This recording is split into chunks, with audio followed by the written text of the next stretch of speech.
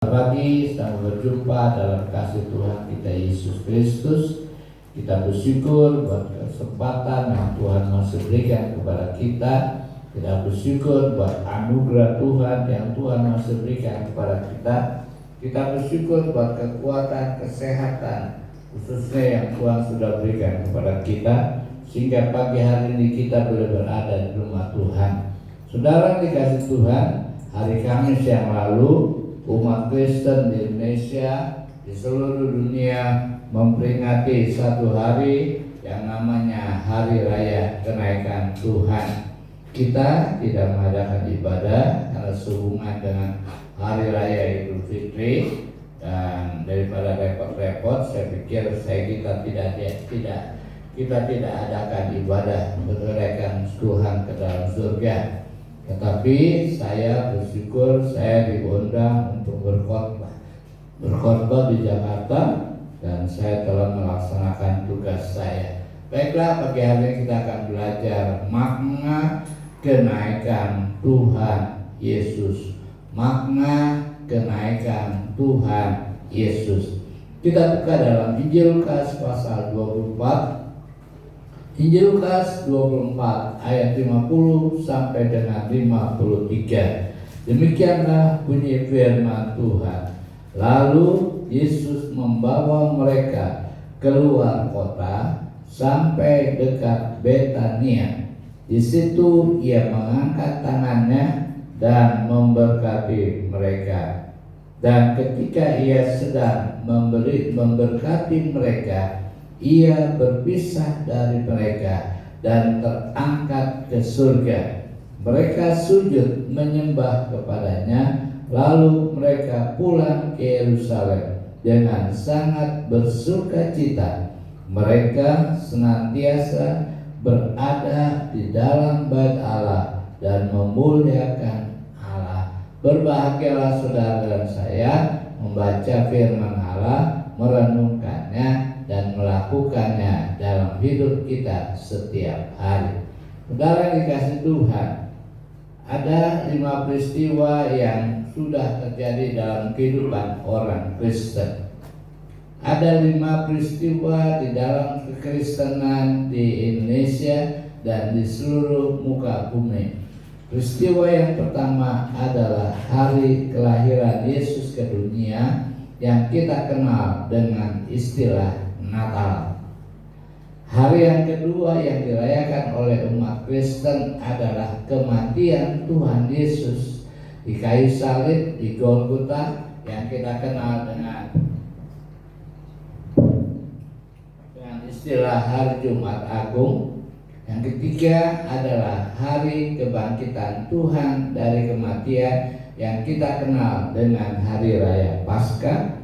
Yang keempat adalah hari kenaikan Tuhan Yesus ke surga yang akan disertai dengan turunnya Roh Kudus, atau hari yang ke-10, hari yang ke-50 kita mengenal dengan nama Hari Raya Pentakosta, turunnya Roh Kudus kepada setiap umat yang percaya, termasuk saudara dan saya.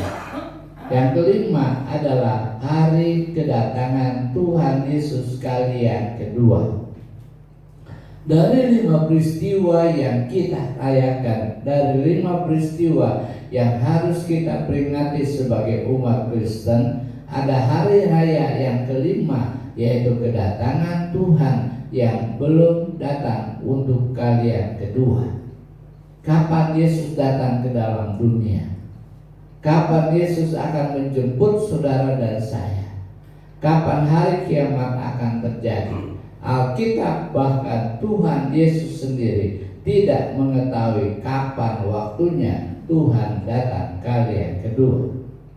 Namun demikian, kalau kita melihat Alkitab Injil Matius 24 dan tanda-tanda yang terjadi di dalam dunia ini, bahwa kedatangan Tuhan kali yang kedua itu sudah dekat. Tanda-tanda sudah terjadi: gempa bumi, peperangan bangsa Israel dengan Palestina yang sampai saat ini sedang berperang, saling tembak, saling membunuh dan lain sebagainya, gempa bumi, bencana dan lain sebagainya. Beberapa waktu yang lalu di Sukabumi terjadi gempa bumi, di Pulau Nias terjadi gempa bumi, banjir bandang terjadi di mana-mana. Peristiwa yang kelima ini, yaitu kedatangan Tuhan kali yang kedua, belum terjadi dan akan terjadi. Tinggal bagaimana sikap kita menanti kedatangan Tuhan.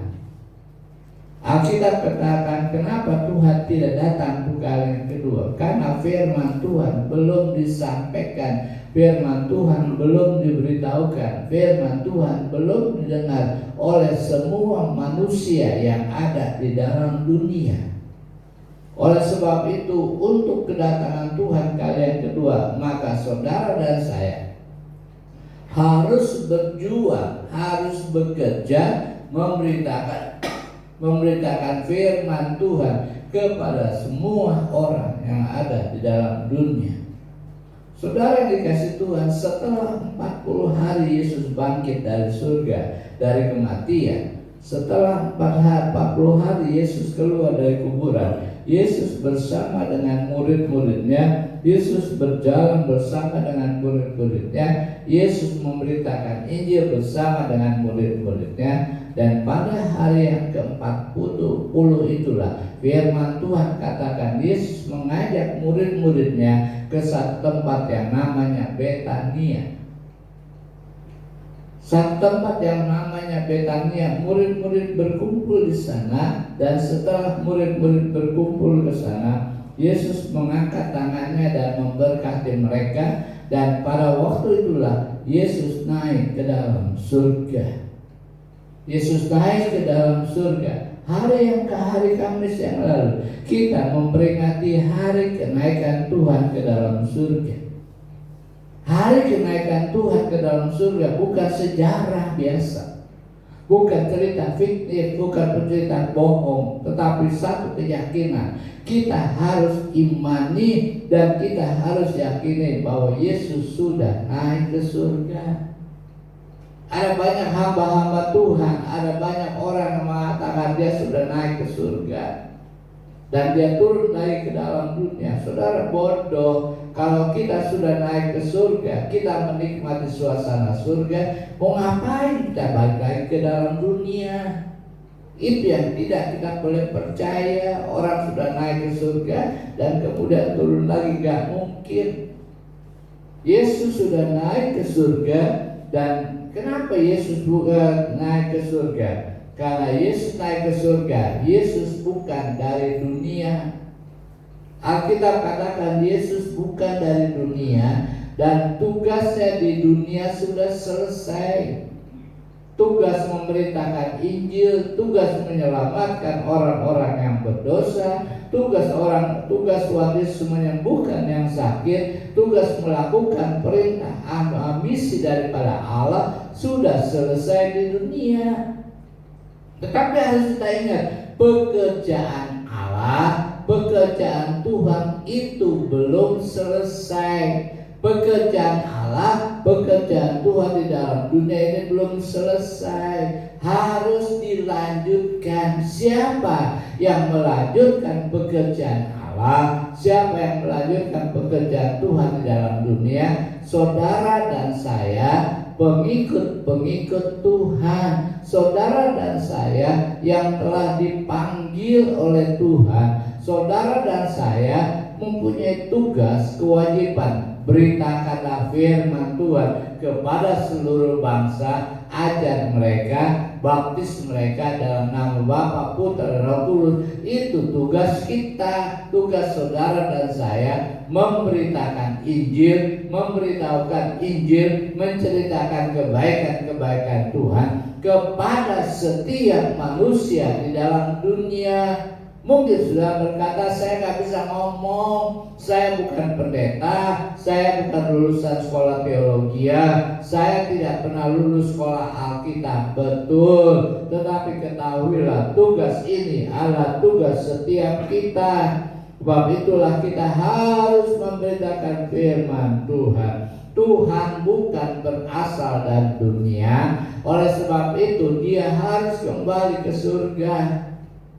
Seperti duta besar yang ditunjuk oleh sebuah negara untuk menjadi duta besar di negara lain, menceritakan bagaimana negaranya, perbuatan-perbuatan di negaranya, adat istiadat di negaranya, dia sampaikan di negara ditunjuk oleh pemerintah. Dan apabila dia sudah menjalankan tugas sebagai duta besar, orang itu tidak tinggal di negara itu, tetapi satu kali kelak dia kembali kepada negaranya.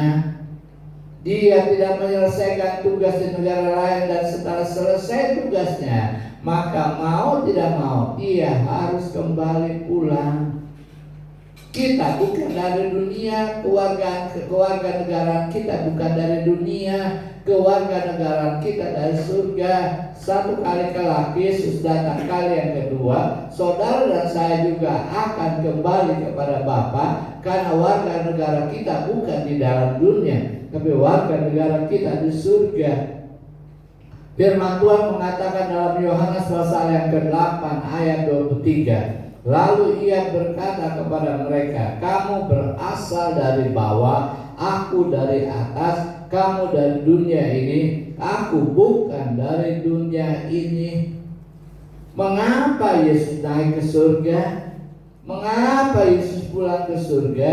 Jawabannya karena ia bukan dari dunia, dan tugasnya untuk menjalankan misi Allah sudah selesai.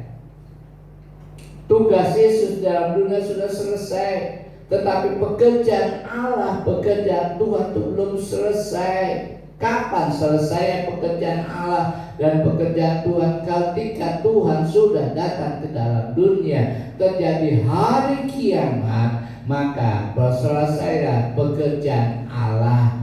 Berita firman Tuhan sudah disampaikan kepada seluruh manusia di dalam dunia, di hutan, di lembah-lembah, sudah mendengar firman Tuhan. Yesus datang ke dalam dunia, mengangkat saudara dan saya yang masih hidup, yang sudah mati diangkat lebih dahulu.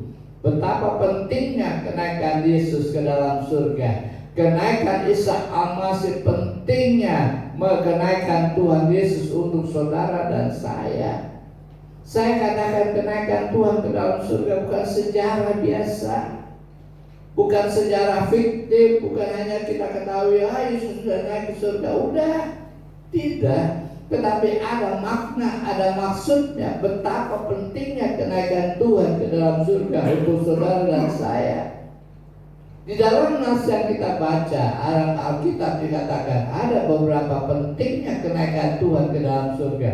Yang pertama, Tuhan Yesus memberikan janji kepada saudara. Yesus memberikan janji kepada setiap orang-orang yang percaya. Kisah Rasul pasal 1 ayat yang ke-4 berkata, pada suatu hari ketika ia makan bersama-sama dengan mereka, ia melarang mereka meninggalkan Yerusalem dan menyuruh mereka tinggal di situ, menantikan janji Bapa. Menantikan janji Bapa yang demikian katanya, telah kamu dengar dari Bapakku. 40 hari Yesus bersama dengan Tuhan. 40 hari setelah kematian, setelah kebangkitan, dia berjalan dengan murid-muridnya. Dan satu saat ketika Yesus ajak makan mereka, dan Yesus berpesan kepada mereka supaya mereka jangan tinggalkan Yerusalem.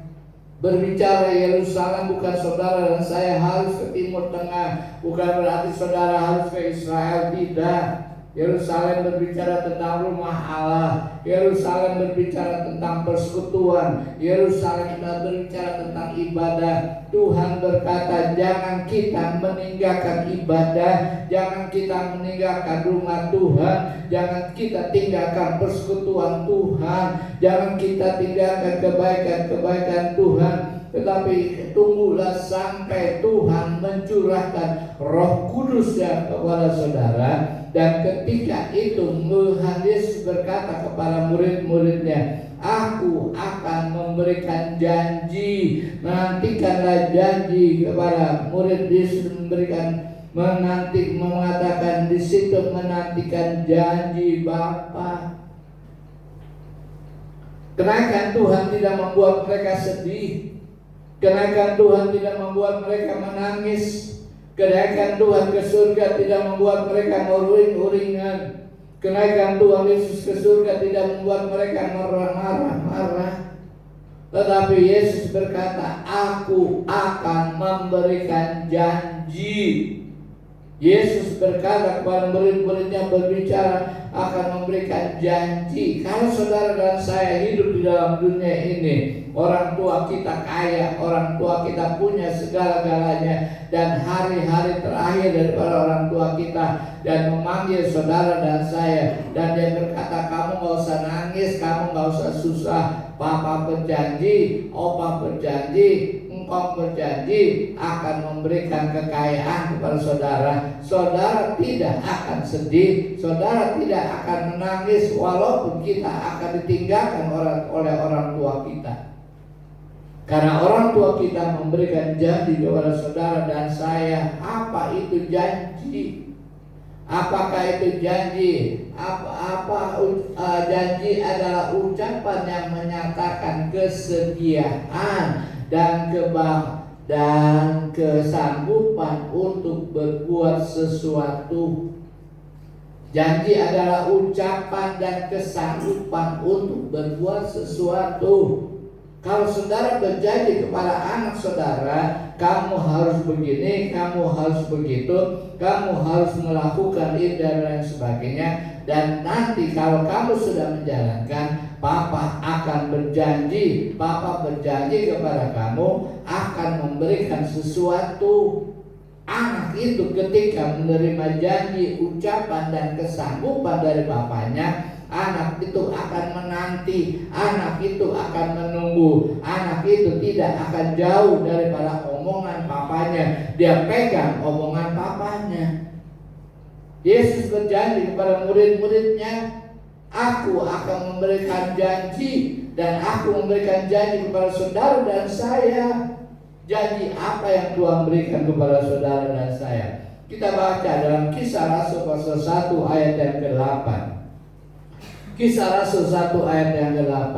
Tetapi kamu akan menerima kuasa kalau Roh Kudus turun ke atas kamu, dan kamu akan menjadi saksiku di Yerusalem dan di seluruh Yudea dan Samaria dan sampai ke ujung bumi. Tuhan Yesus tidak memberikan janji yang muluk-muluk kepada murid-muridnya.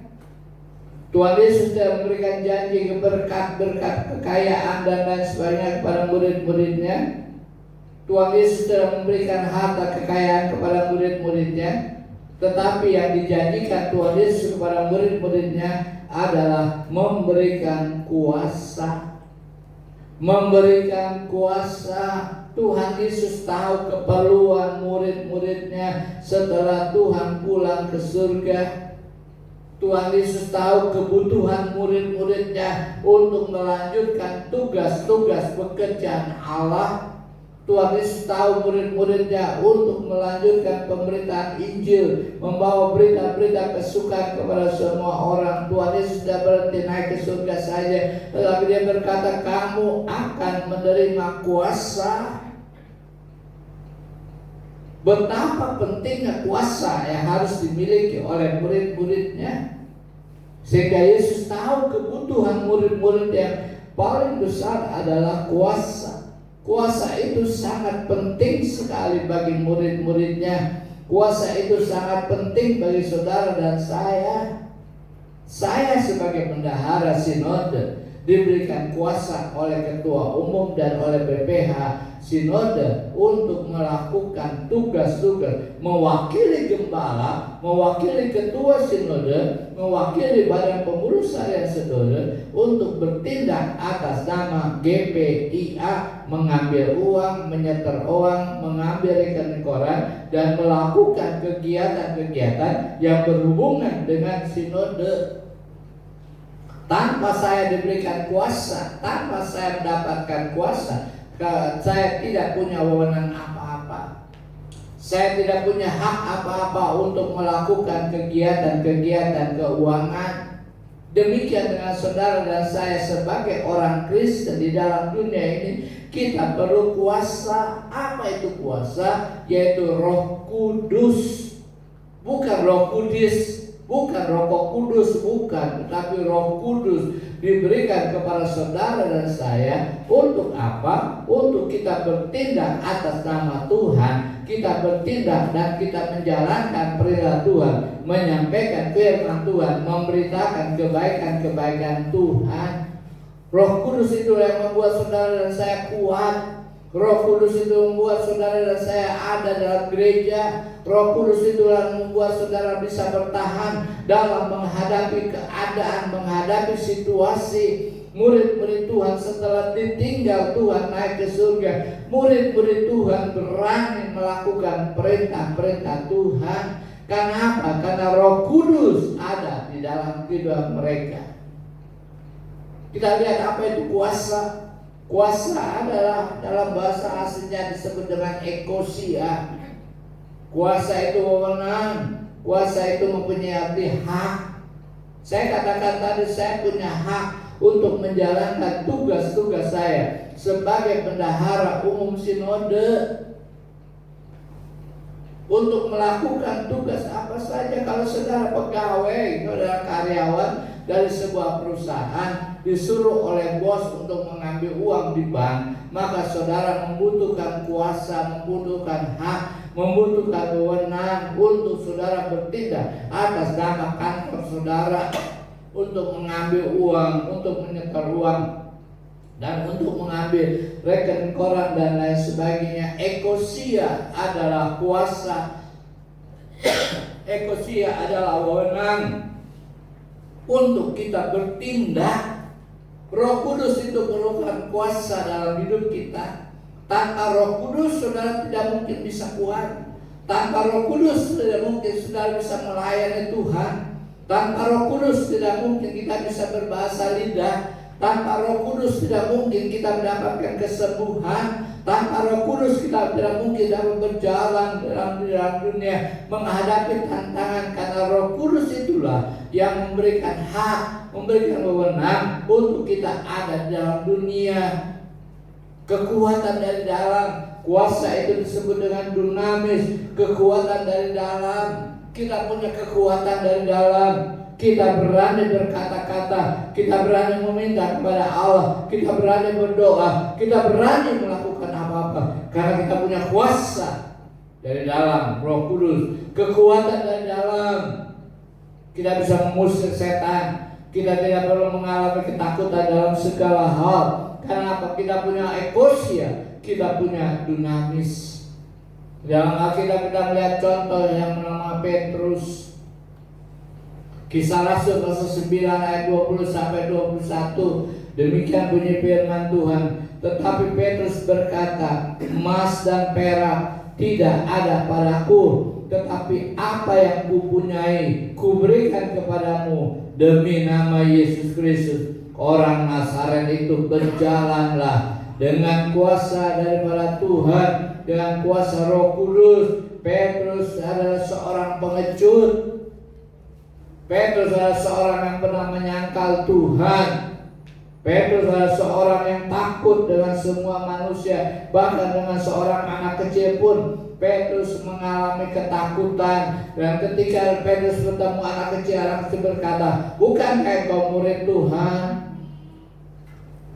Petrus berkata, aku gak kenal siapa dia. Aku gak kenal siapa dia. Tetapi setelah dia menerima janji, yaitu Roh Kudus, maka Petrus dengan beraninya dia berkata, menghadapi ketika dia berkhotbah di dalam satu bait Allah, maka dia melihat seorang yang lumpuh dan dia menghampiri orang yang lumpuh. Hei, kamu lihat, aku bukan punya emas, aku gak punya perak, aku gak punya uang, tetapi aku punya nama Yesus. Hei, orang yang lumpuh, bangkit dan berjalanlah. Dengan kuasa yang daripada Tuhan, dengan kuasa ekosia, dengan kuasa dunamis, Petrus berani menghadapi si lumpuh. dan seluruh itu berjalan. Itulah kuasa, itulah janji. Demikian dengan saudara, ketika saudara menghadapi orang sakit, disuruh berdoa, maka dengan kuasa, dengan dunamis dan ekosia, saudara akan menghampiri orang yang sakit dan saudara akan berdoa. Tidak mengandalkan pendeta, tidak mengandalkan orang lain, tapi diri kita yang sudah diberikan janji kuasa, sanggup berdoa, sanggup memberitakan Injil. Dan itulah kesanggupan yang Tuhan berikan, karena ada janji, ada ekosia, ada dunamis yang Tuhan janjikan kepada saudara dan saya. Kita gak perlu takut dalam hal apapun juga. Kita gak perlu menangis ketika Yesus naik ke surga. Kita jangan lari daripada Tuhan. Tapi dengan janji, kita pegang janji Allah, Dia akan memberikan kuasa kepada saudara. Kuasa ekosia, kuasa dunamis. Dia diberikan hak, kita diberikan wewenang oleh Allah untuk melakukan tindakan-tindakan Tuhan. Firman Tuhan mengatakan dalam 1 Petrus pasal 2 ayat yang ke-9. Firman Tuhan berkata dalam 1 Petrus pasal 2 ayat yang ke-9. Tetapi kamulah bangsa yang terpilih, imamat yang rajani, bangsa yang kudus, umat kepunyaan Allah sendiri, supaya kamu memberitakan perbuatan-perbuatan yang besar dari Dia yang telah memanggil kamu keluar dari kegelapan kepada terangnya yang ajaib. Tugas saudara dan saya adalah memberitakan perbuatan-perbuatan yang besar dari Tuhan. Tugas itu adalah tugas saudara dan saya menceritakan kebaikan Tuhan, menjadi saksi yang paling efektif dalam kehidupan orang Kristen adalah melalui perbuatan, bukan dengan perkataan. Perbuatan dilihat oleh orang, kita menjadi orang yang punya integritas antara omongan dan perbuatan itu sama.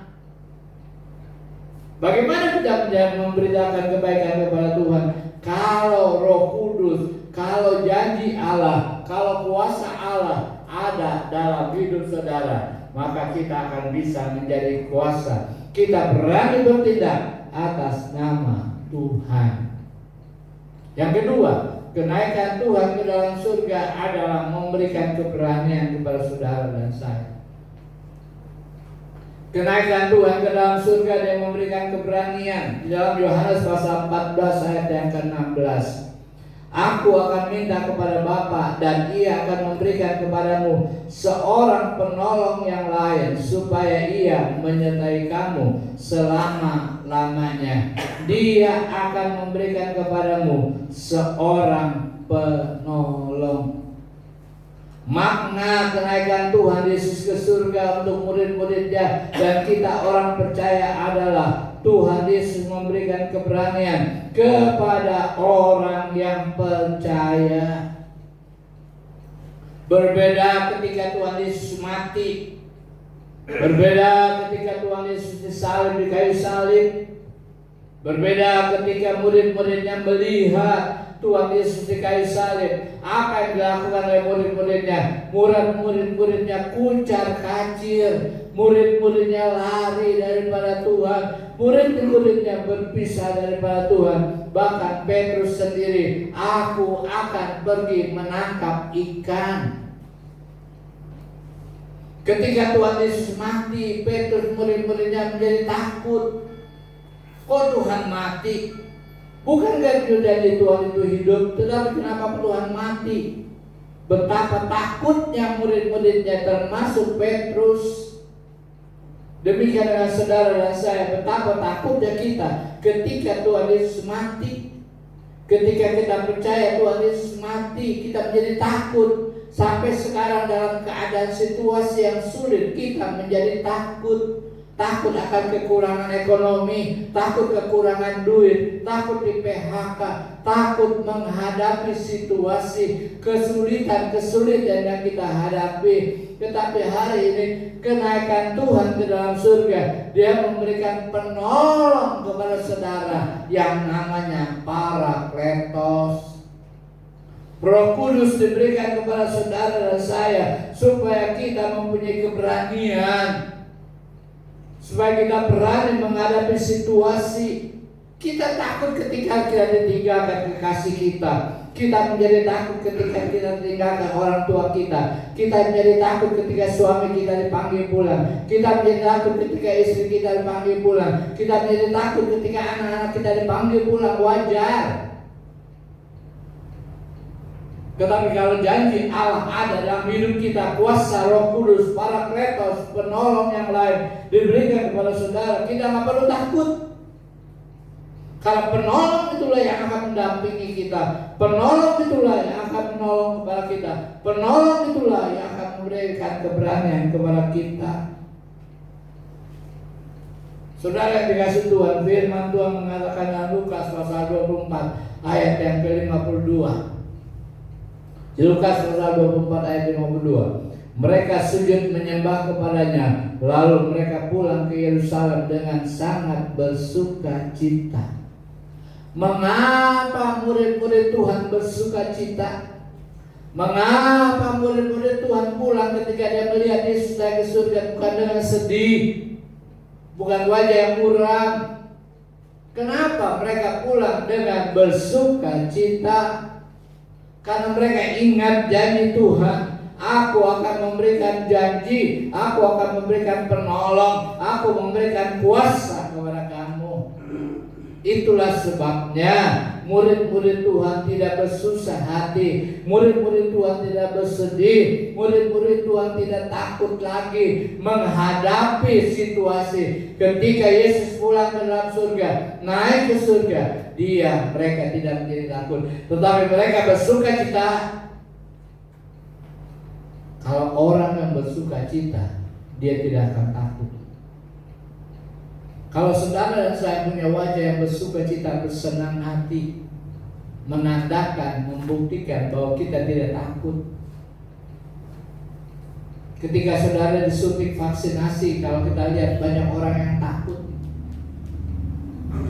Tetapi ketika saudara menghadapi vaksinasi, saudara akan bersuka cita.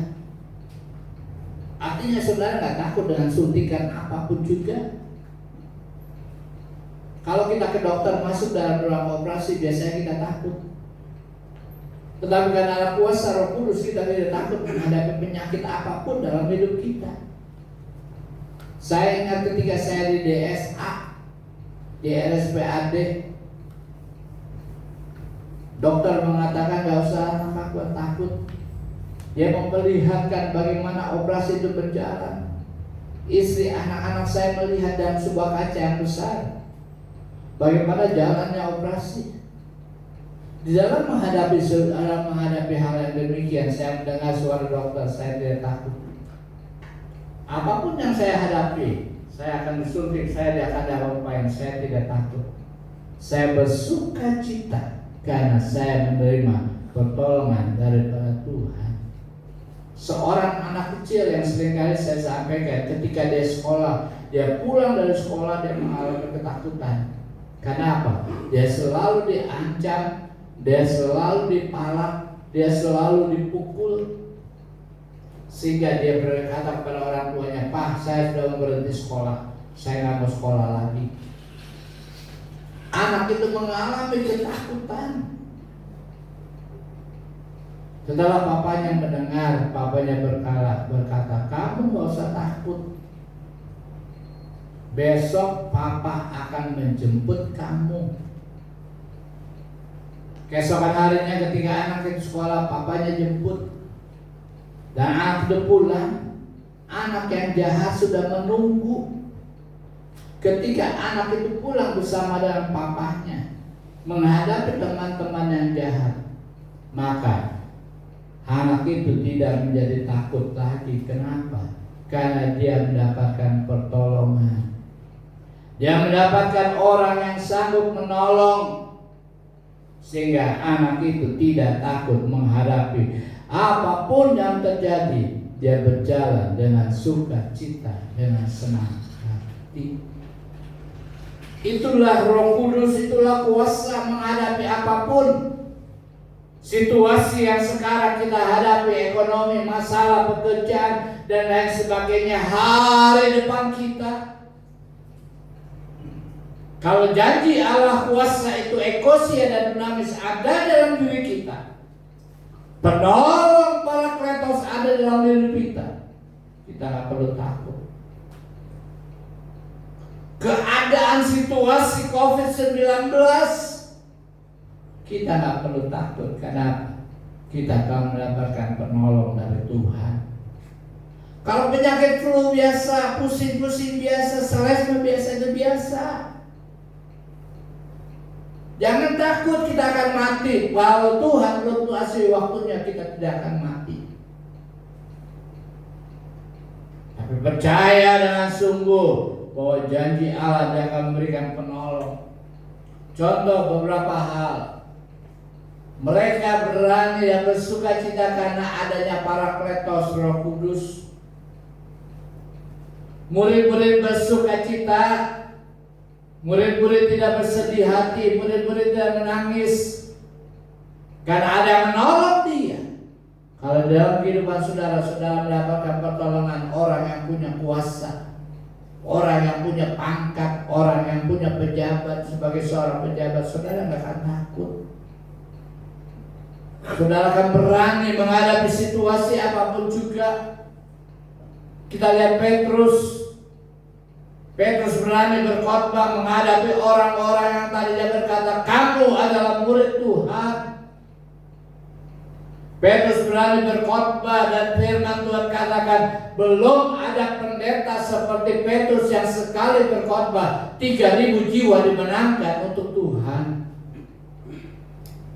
Pendeta yang besar sekalipun di dalam dunia ini belum pernah khotbah sekali khotbah 3.000 jiwa bertobat. Tetapi Petrus ketika dia mendapatkan kuasa dinamis dan ekosia, dia menghadapi orang-orang yang jahat, Petrus berani. Yang lainnya 3.000 jiwa dimenangkan untuk Tuhan. Contoh yang lain adalah Stefanus yang pada waktu dirajam dengan batu dan mau dibunuh. Tapi dengan berani ya Stefanus menghadapi tantangan, menghadapi orang-orang yang jahat. Karena Stefanus sudah mendapatkan kuasa penolong, yaitu Parakletos, Roh Kudus dalam dirinya. Stefanus melihat ke atas. Stefanus menengok ke atas. Dan ketika dia menengok ke atas, Roh Kudus memberikan kekuatan. Kalipun dia harus mati dilempar dengan batu, Stefanus kuat. Stefanus tetap berdiri di hadapan Tuhan. Jangan takut menghadapi situasi yang sulit sekalipun. Jangan takut dalam keadaan dunia yang mengancam hari-hari ini. Jangan takut untuk beribadah sekalipun kita tidak dilarang untuk beribadah. Jangan takut menghadapi situasi yang sulit, karena ada janji Allah. Kalau penolong itu diberikan kepada saudara dan saya, Yesus sebagai penolong kita, Yesus sebagai penolong saudara dan saya, dalam keadaan apapun juga, sekalipun maut menimpa kita, kita nggak perlu takut. Sekalipun ancaman menimpa saudara dan saya, kita nggak perlu takut. Penyakit-penyakit yang membahayakan dalam diri saudara, jangan takut, karena dia memberikan penolong kepada kita. Dia memberikan Parakletos, Roh Kudus, yang kita akan rayakan pada minggu yang akan datang. Tuhan berjanji memberikan Roh Kudusnya kepada saudara dan saya. Tuhan berjanji kepada kita memberikan kuasa. Dengan kuasa itu kita mantap. Dengan kuasa itulah kita mampu melakukan. Petrus yang pengecut, Petrus yang pernah menyangkal Tuhan, Stefanus yang dibunuh, yang dilempar dengan batu, dia tidak menghadapi ketakutan, tapi dia berani menghadapi situasi. Kenaikan Tuhan ke dalam surga membuat saudara berani berkorban, berani beribadah, berani menjadi saksi, berani berdoa, berani memberitakan Injil. Kita harus punya keberanian. Kita harus punya keberanian dalam Tuhan, karena di dalam hidup kita ada penolong. Dia mendampingi kita, dia selalu memimpin kita, selalu berjalan di depan kita. Yang ketiga, kenaikan Tuhan ke dalam surga, dia memberikan berkat kepada setiap murid-muridnya.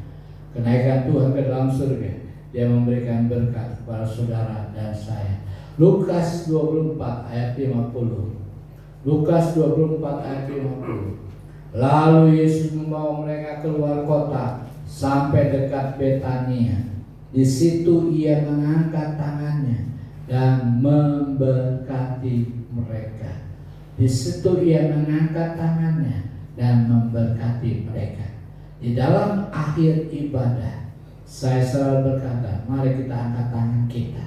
Dan saya mengangkat tangan, dan setiap saya mendoakan orang-orang yang berulang tahun, setiap saya mendoakan orang-orang yang dalam kesusahan, dalam apapun juga saya selalu mengangkat tangan. Mengangkat tangan berarti memberkati mereka. Kita harus mengimani ketika Yesus naik ke surga, Yesus mengangkat tangan kepada murid-muridnya dan memberkati mereka. Yesus tidak membuat saudara dan saya menjadi takut. Kita tidak membuat Yesus naik ke surga menjadi takut. Sebagai orang tua, kalau dia punya harta kekayaan dan pada saat-saat terakhir dia mau meninggal, dia memanggil saudara, dan ketika dia memanggil saudara, dia memberitahukan kepada saudara, kamu tidak usah takut, Papa akan memberkati saudara. Papa kita akan meninggal, tetapi Papa kita tidak membiarkan saudara miskin. Papa kita tidak membiarkan saudara dan saya melarat. Papa kita ingat akan saudara, akan anak-anaknya, dan dia akan membagikan warisan kepada saudara. Warisan adalah berkat yang luar biasa diberikan kepada saudara. Demikian dengan Tuhan.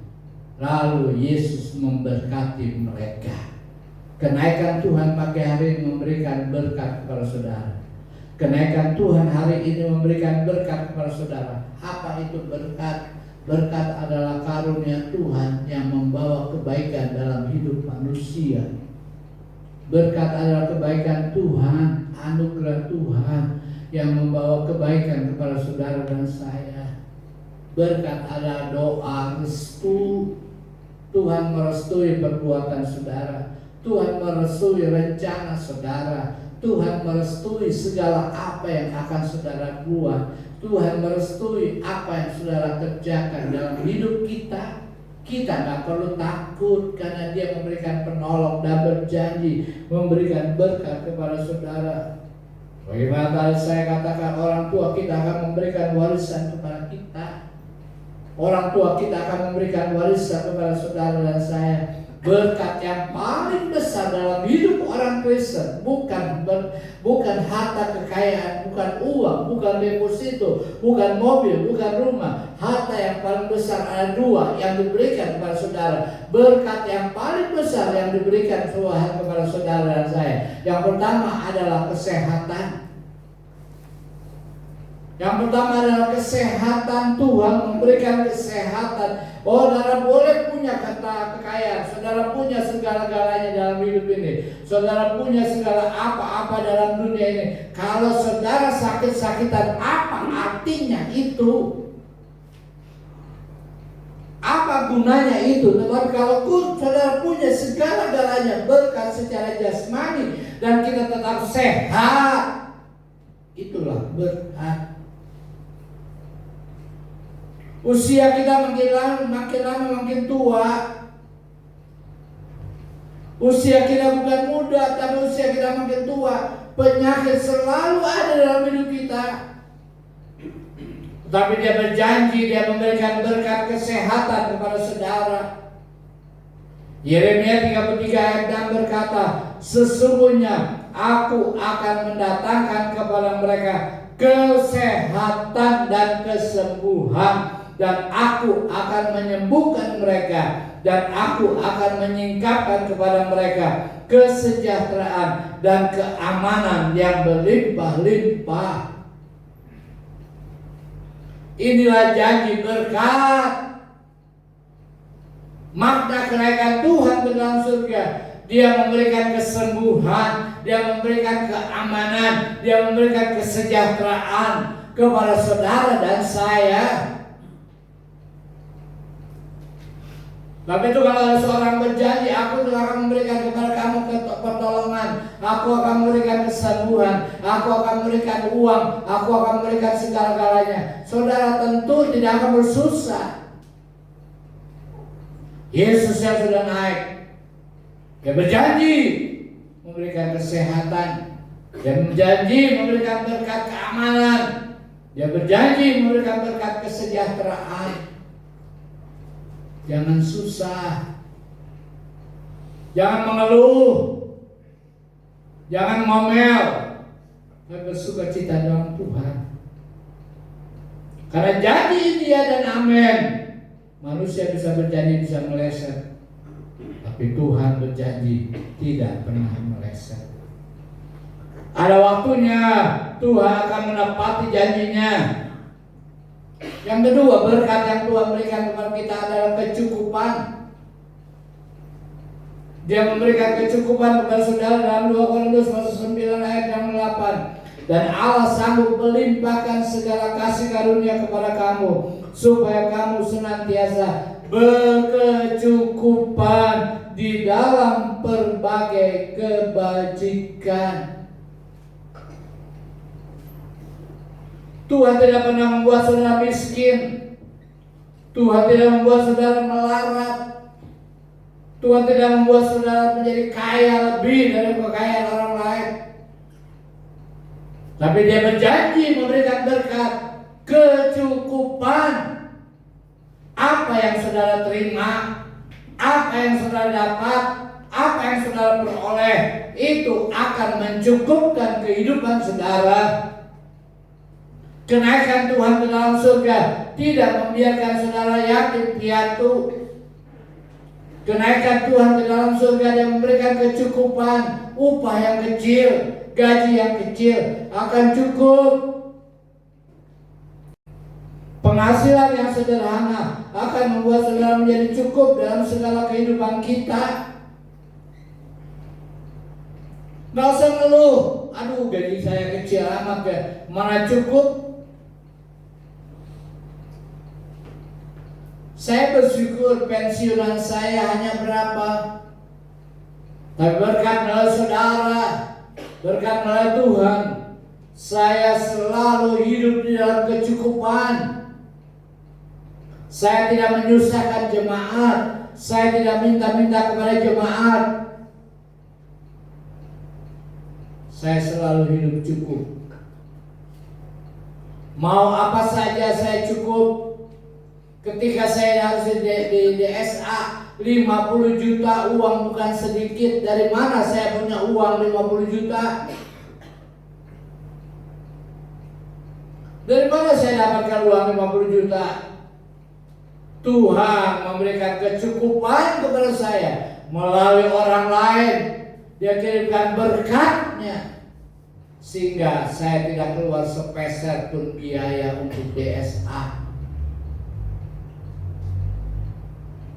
Saya tidak keluarkan uang sedikit pun untuk pengobatan saya, karena Tuhan yang sudah memberikan kecukupan kepada kita.